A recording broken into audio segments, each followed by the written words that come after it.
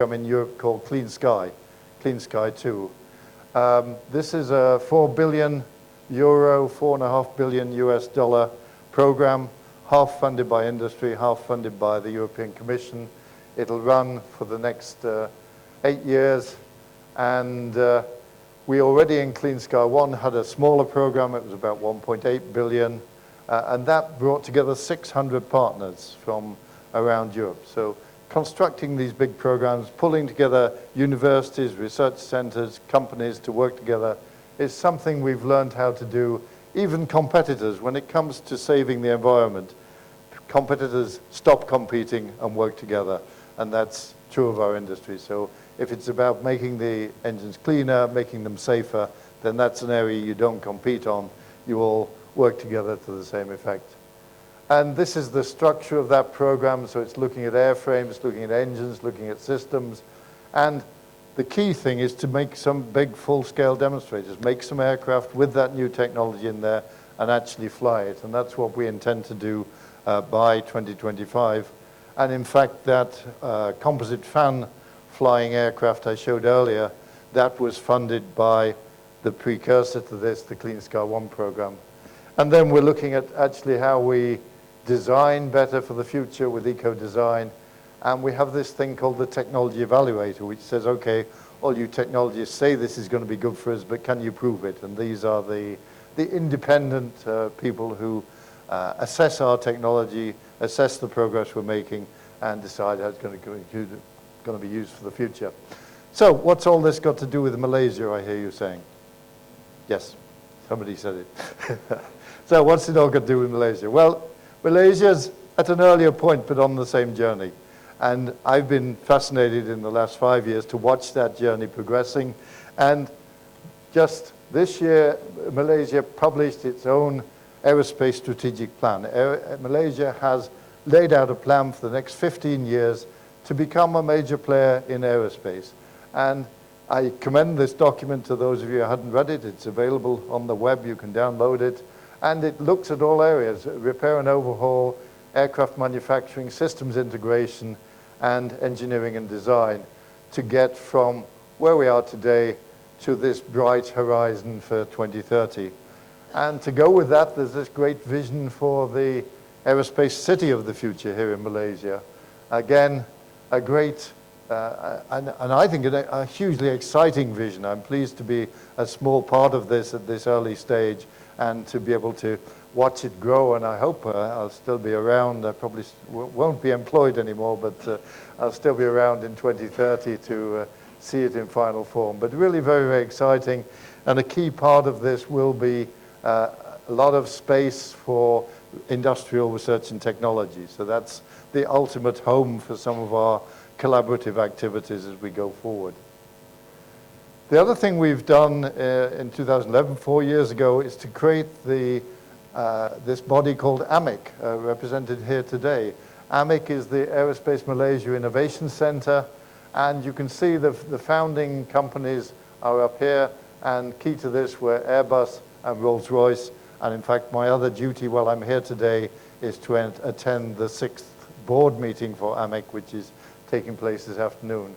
But again, the concept is to pull universities in, to pull local companies in. CTRM, a composite company here in Malaysia, have been major supporters and participants in the program right from day one. But now, many other universities, many other companies are joining the program as research partners. And again, we have a lot of experience running very similar programs to this in the UK. So we know it can be successful. We know what makes it work. And you can see we're very fortunate to be well supported by the government here in Malaysia.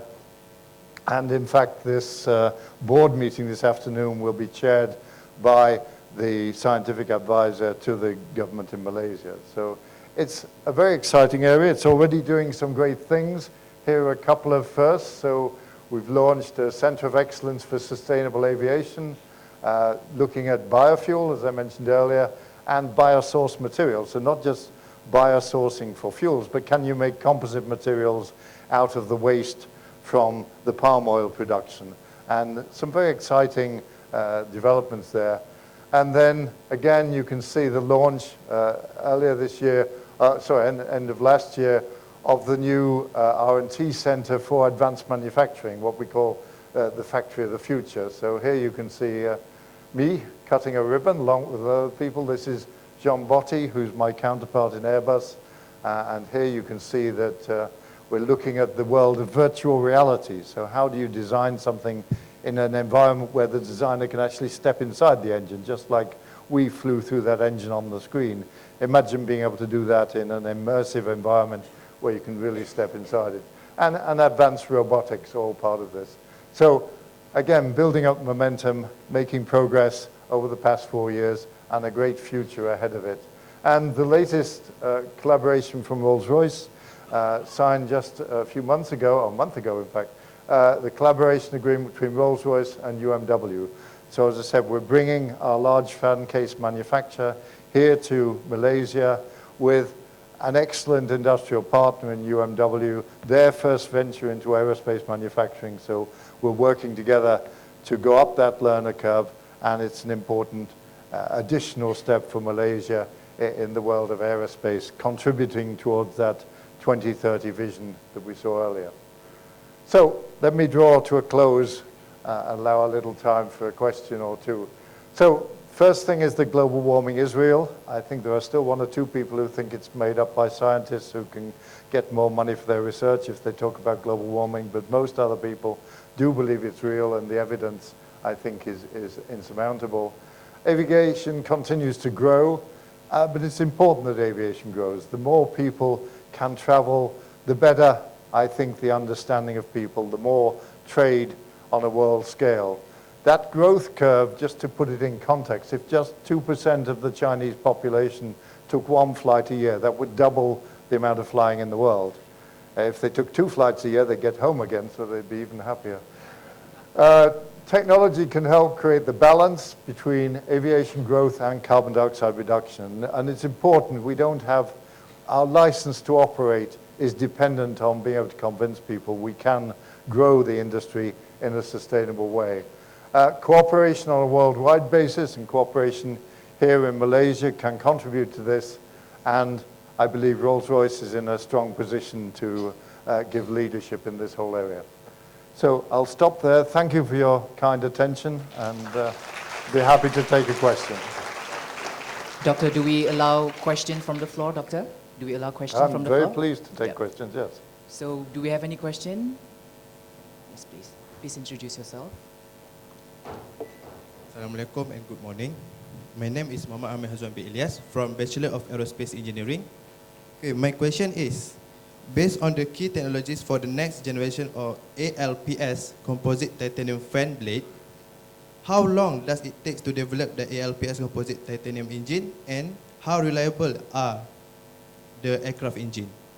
Thank you. So this is about that composite titanium fan blade I showed. How long has it taken to develop that technology?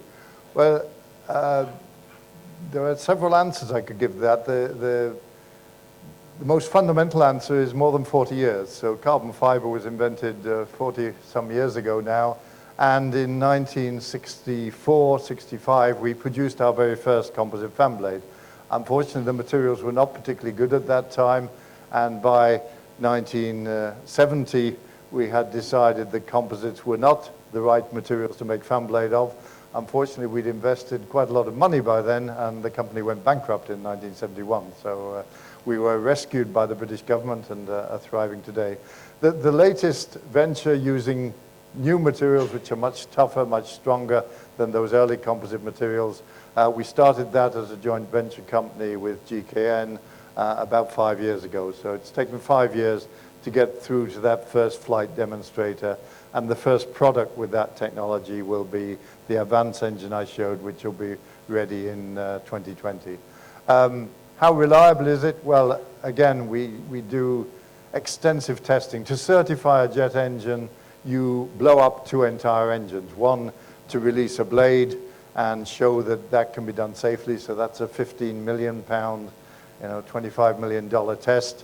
And then you do another one where you throw huge birds in the front to make sure that's not going to stop the engine and that it can survive safely. So again, you do a lot of damage to the engine doing that. So we test very rigorously, and we also do a lot of testing. We'll have maybe 8 engines built and tested and running for thousands of hours before the engine ever enters service. So it is an industry that has a very impressive safety record.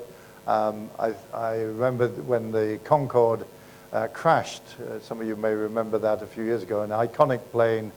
And I was walking into our German factory the day after, and most of the people, unfortunately, on that aircraft were Germans, but the guy on the gate started shouting at me, "This Concorde is very dangerous. You should stop it totally. You know, it should not be allowed to fly." I said, "Look, 12 aircraft, 30 years, 1 accident. That's a pretty good record." I said, if I'd been in Paris last night and somebody said, "Here's a free ticket for the next Concorde," I would have taken it like a shot. I would not have hesitated. It is a very safe industry. You're much safer getting on an aircraft than getting in your own car. And just remember that next time you get in your own car. Any other questions? Do you have any more questions? Yes. Please introduce yourself.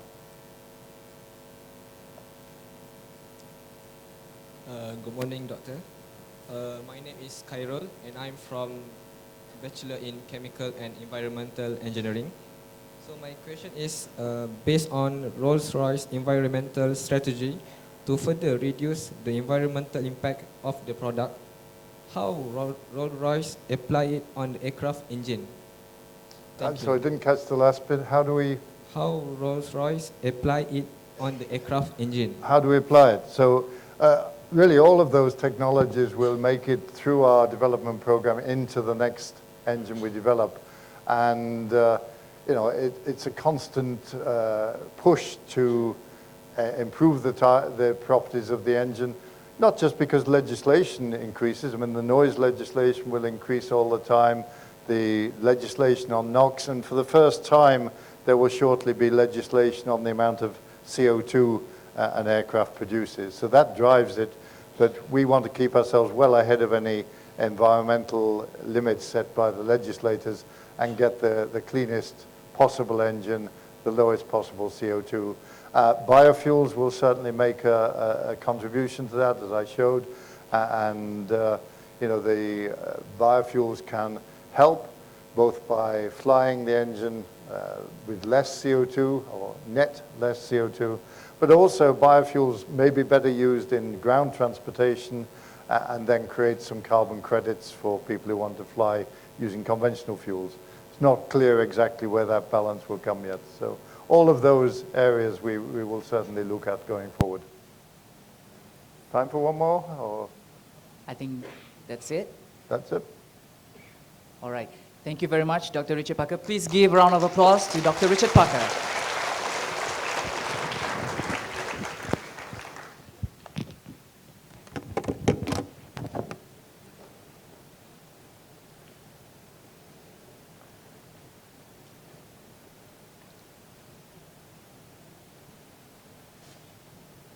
Ladies and gentlemen, now to commemorate this auspicious occasion, we would like to present mementos of appreciation to our distinguished guests. We would like to invite Yang Berbahagia Professor Dato Dr. Muhammad Fauzi Haji Ramlan to come on stage for the mementos presentation.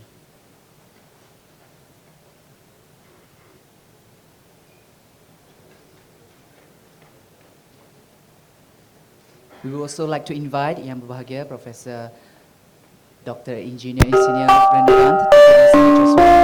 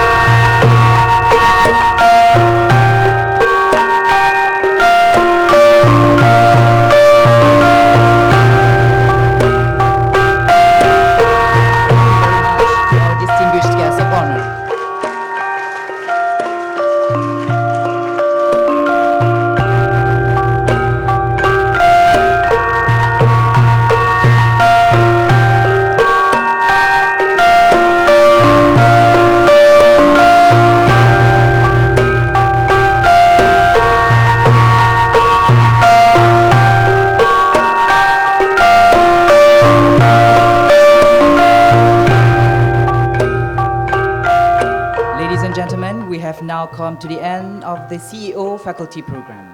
On behalf of the organizing committee, we would like to extend our heartfelt gratitude and appreciation to Industry Relations Division, Department of Higher Education, Center for Industry Relations and Network, CIRNET, UPM, Faculty of Engineering, UPM, distinguished guests, and everyone in this auditorium today for the support and contribution in making this event a great success. To our honorable speaker, once again, Dr. Richard Parker, thank you for the knowledge sharing with us today, and we truly appreciate it.